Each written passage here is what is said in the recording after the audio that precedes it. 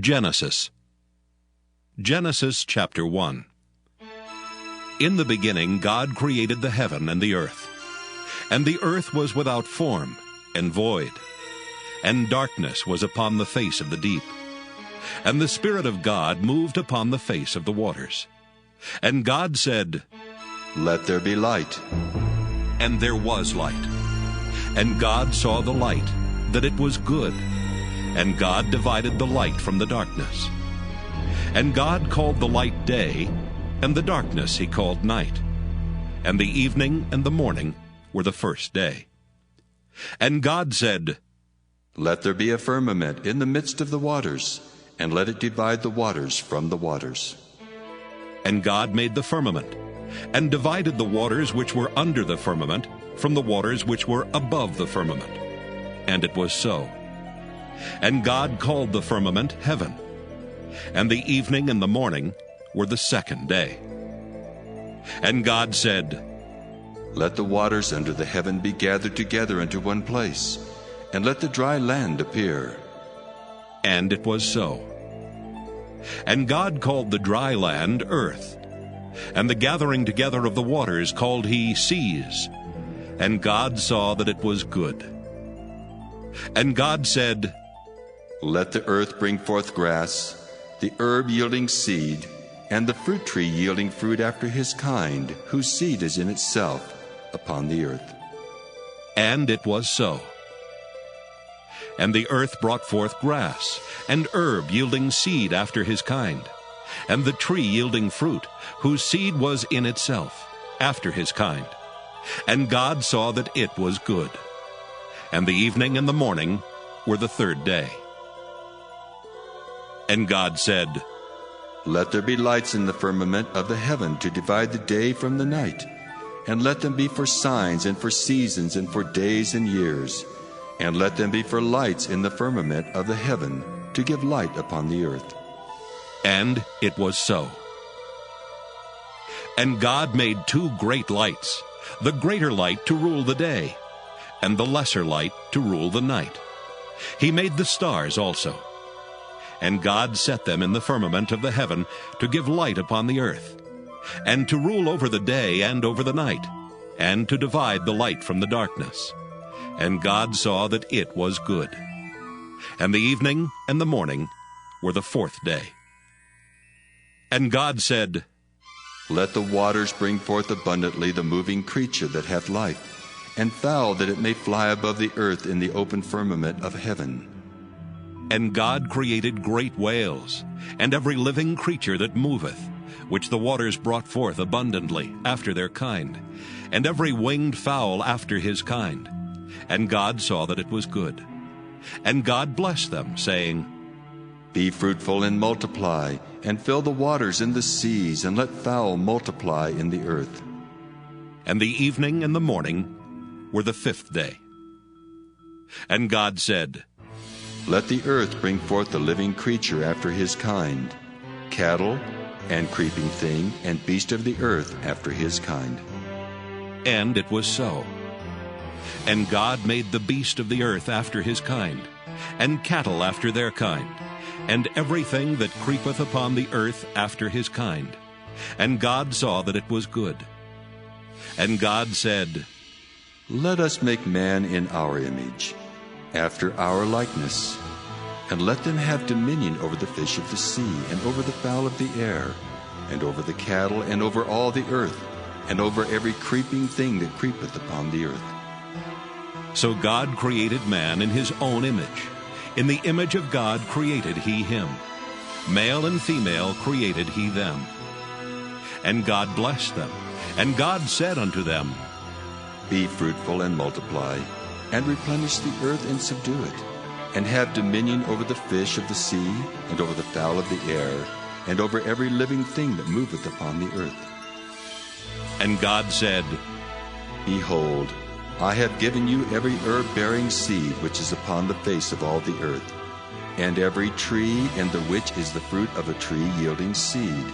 To you it shall be for meat, and to every beast of the earth, and to every fowl of the air, and to everything that creepeth upon the earth, wherein there is life, I have given every green herb for meat.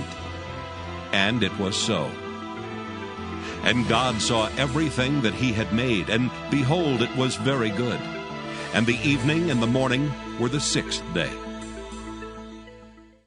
Genesis chapter 2.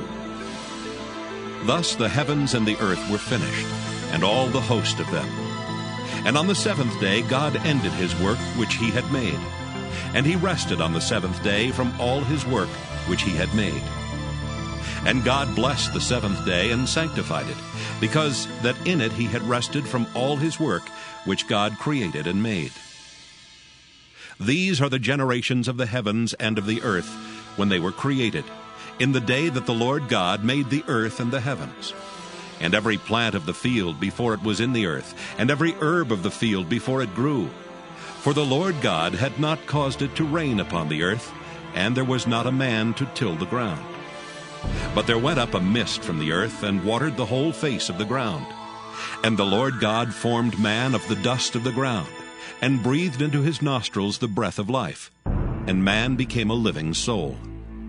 And the Lord God planted a garden eastward in Eden, and there he put the man whom he had formed. And out of the ground made the Lord God to grow every tree that is pleasant to the sight, and good for food, the tree of life also in the midst of the garden, and the tree of knowledge of good and evil. And a river went out of Eden to water the garden, and from thence it was parted and became into 4 heads. The name of the first is Pison. That is it which compasseth the whole land of Havilah, where there is gold. And the gold of that land is good. There is bdellium and the onyx stone. And the name of the second river is Gihon. The same is it that compasseth the whole land of Ethiopia. And the name of the third river is Hiddekel. That is it which goeth toward the east of Assyria. And the fourth river is Euphrates. And the Lord God took the man and put him into the garden of Eden to dress it and to keep it. And the Lord God commanded the man, saying, Of every tree of the garden thou mayest freely eat, but of the tree of the knowledge of good and evil thou shalt not eat of it. For in the day that thou eatest thereof thou shalt surely die. And the Lord God said, It is not good that the man should be alone. I will make him an helpmeet for him. And out of the ground the Lord God formed every beast of the field, and every fowl of the air, and brought them unto Adam to see what he would call them. And whatsoever Adam called every living creature, that was the name thereof. And Adam gave names to all cattle, and to the fowl of the air, and to every beast of the field. But for Adam there was not found an helpmeet for him. And the Lord God caused a deep sleep to fall upon Adam, and he slept. And he took one of his ribs, and closed up the flesh instead thereof. And the rib, which the Lord God had taken from man, made he a woman, and brought her unto the man. And Adam said, This is now bone of my bones, and flesh of my flesh. She shall be called woman, because she was taken out of man. Therefore shall a man leave his father and his mother, and shall cleave unto his wife, and they shall be one flesh. And they were both naked, the man and his wife, and were not ashamed. Genesis chapter 3. Now the serpent was more subtle than any beast of the field which the Lord God had made. And he said unto the woman, Yea, hath God said, Ye shall not eat of every tree of the garden? And the woman said unto the serpent, We may eat of the fruit of the trees of the garden. But of the fruit of the tree which is in the midst of the garden, God hath said, Ye shall not eat of it, neither shall ye touch it, lest ye die. And the serpent said unto the woman, Ye shall not surely die. For God doth know that in the day ye eat thereof, then your eyes shall be opened, and ye shall be as gods, knowing good and evil. And when the woman saw that the tree was good for food, and that it was pleasant to the eyes, and a tree to be desired to make one wise, she took of the fruit thereof, and did eat, and gave also unto her husband with her, and he did eat. And the eyes of them both were opened, and they knew that they were naked. And they sewed fig leaves together, and made themselves aprons. And they heard the voice of the Lord God walking in the garden in the cool of the day. And Adam and his wife hid themselves from the presence of the Lord God amongst the trees of the garden. And the Lord God called unto Adam, and said unto him, Where art thou? And he said, I heard thy voice in the garden, and I was afraid because I was naked, and I hid myself. And he said, Who told thee that thou wast naked? Hast thou eaten of the tree whereof I commanded thee that thou shouldest not eat? And the man said, The woman whom thou gavest to be with me, she gave me of the tree, and I did eat. And the Lord God said unto the woman, What is this that thou hast done? And the woman said, The serpent beguiled me, and I did eat. And the Lord God said unto the serpent, Because thou hast done this, thou art cursed above all cattle, and above every beast of the field.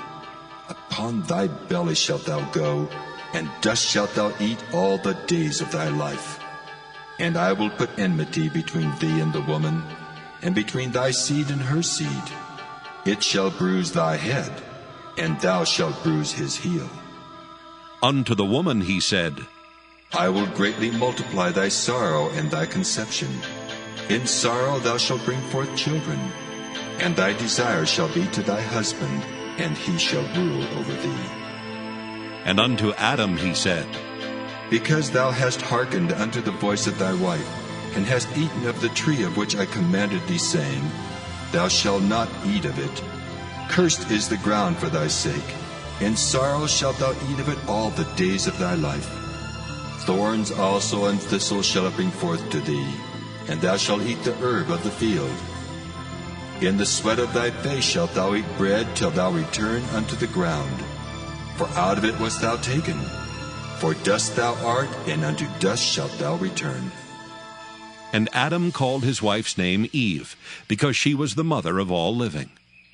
Unto Adam also and to his wife did the Lord God make coats of skins, and clothed them.